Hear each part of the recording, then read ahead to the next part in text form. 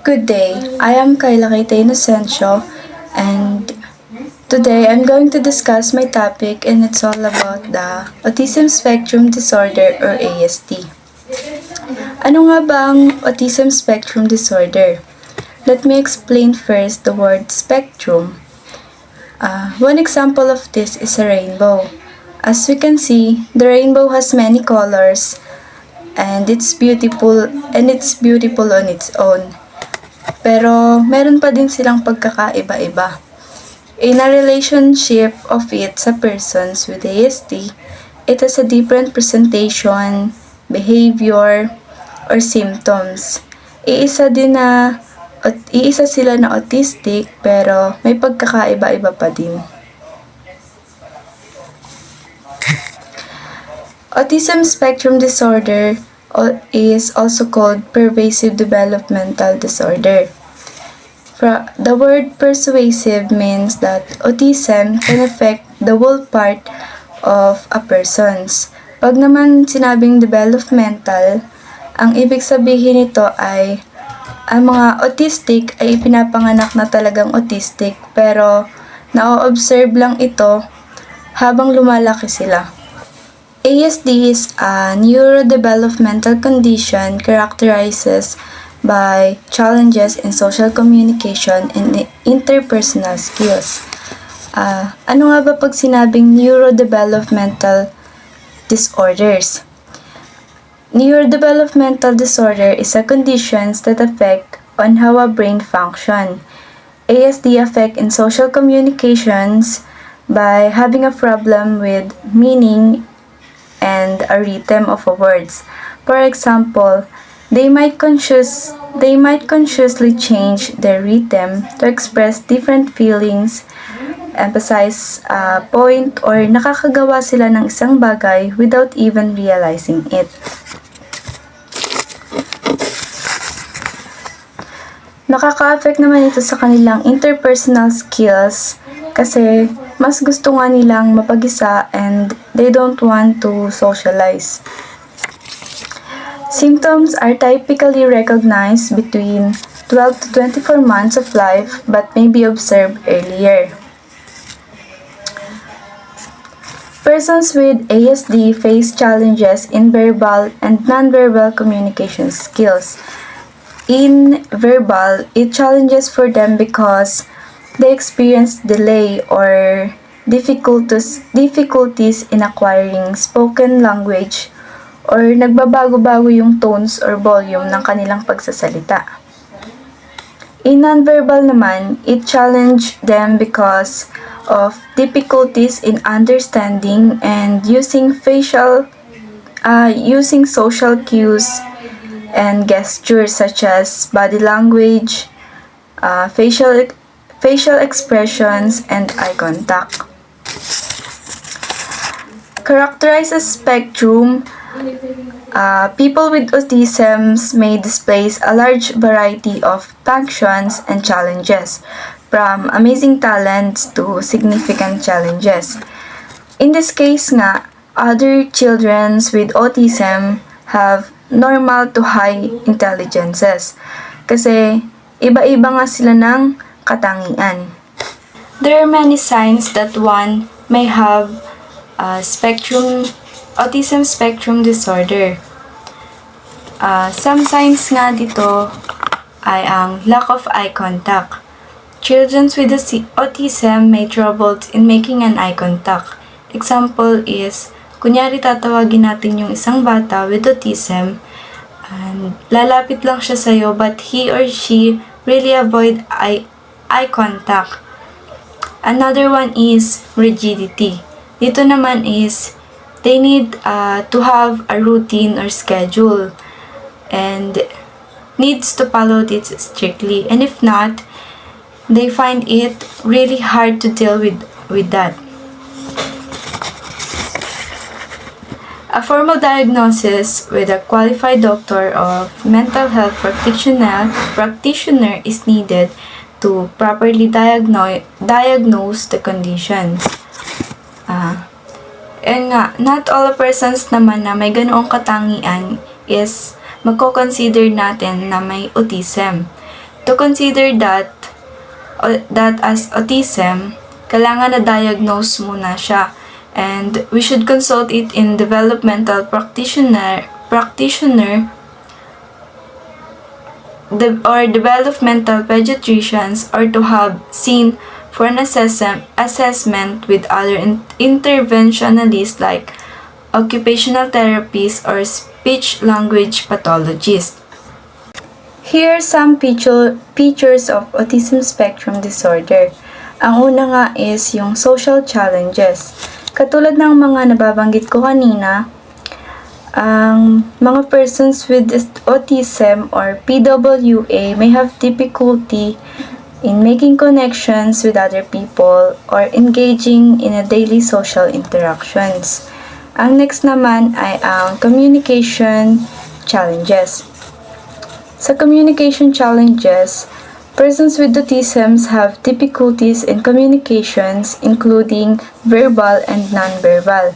Example nga nito ay yung speech and language delay. Like, kunyari, sa 8 months to 1 year old ng isang bata, nakakapagsalita na siya ng mga words like mama, papa, ate, or etc. But, kapag sumapit na yung 1 year old and half years nila, nawawala yon, and also yung kasabay nun ay yung eye contact nila. Isa pa sa halimbawa ay yung pag-pronounce nila. Minsan, instead of water, na pa-pronounce nila ito ng wata. Although may mga other countries naman na nag-accent na ganoon.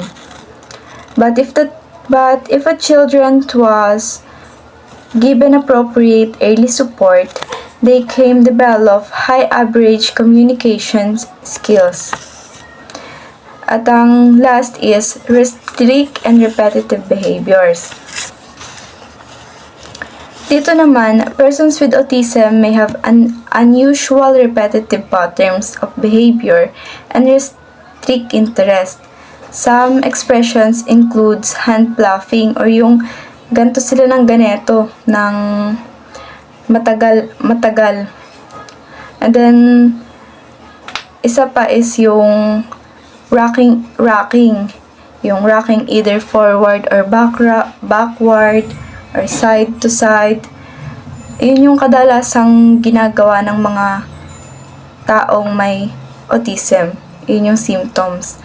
And also, they like jumping and twirling, arranging and rearranging items, and even yung paulit-ulit na pagsasalita or yung paulit-ulit na pagbigkas ng isang words. Persons with autism may have hypersensitivity to the environment, and their heightened sensations may lead to feeling of anxieties and distress. This is especially true when the plays are in loud, crowded places. Here are some potentials that we can maximize for the learners with autism. Ang una nga is acceptance and empathy of the reality of ASD and its effects on the learning is essential to support learners. Dito nga, acceptance and empathy will create an environment that is not only inclusive but also supportive of the diverse need of learners with ASD. And it also contributes to their overall well-being and success in either learning processes. Ang next is allow aids such as fidget toys, elastic bands or wiggling feet cushions, heavy pods, and other tools to help learners focus and diffuse energies.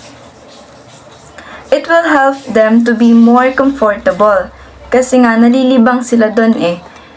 And kasi yun din yung kadalasang habit ng mga taong autistic. The next one is exposed to less stimuli through the use of mood lights and having soundproof rooms. It will help learners with ASD because it can contribute to more comfortable. They can focus and give inclusive educational experience. Next is create a calming corner which can use by the learner in case of sensory overload. Ang potential niyan is has ability to create a supportive and inclusive spaces kung saan mareregulate nung isang learners with autism yung sensory experiences. And next naman is reduce clutter of a classroom. It can enhance the learning environment and it can benefits with autism by providing more structures and sensory-friendly environment. Next is inform the class of the schedules and activities is expected. Katulad nga ng mga nababanggit ko kanina, dun sa signs and symptoms, informing a class and schedules to a persons with autism has more advantages. Kasi nagiging routine na nga nila yon and it enhances their predictability or clear and consistent schedule, and also it can reduce their anxieties. Ang next naman is give direct and concise instructions. Dapat nga direct and concise yung instructions na binibigay natin for them to support their understanding. Next is provide reasonable accommodations such as testing, seating, and curricular accommodations. It is essential to ensure equal opportunities and support their unique learning styles. Here are some myths about ASD. Una nga is individuals with ASD avoid social contact. Kasi nga, may mga behavior sila na mas gusto nila na mapag-isa lang. Next is individual with ASD are often kept to make friends but some may find this difficult. Next is individual with ASD cannot lead independent and successful lives. Dahil nga andun yung behavior nila na ayaw nilang makipag-socialize. Pero hindi pa rin naman lahat ay hindi kayang mag-lead sa independence at makakuha ng successful lives. Ito naman is kasabihan lang. Next is persons with autism can be independent, fall in love, have children, and become successful member of societies. Next is autism can be outgrown. Autism can be outgrown because autism is a lifelong nga. Next is children do not outgrow autism by symptoms. It may lessen or change as they develops and receive appropriate interventions and support. Andito nga yung ibang mga famous people na mayroong autism spectrum disorder. Ang isa na nga dito is si Albert Einstein.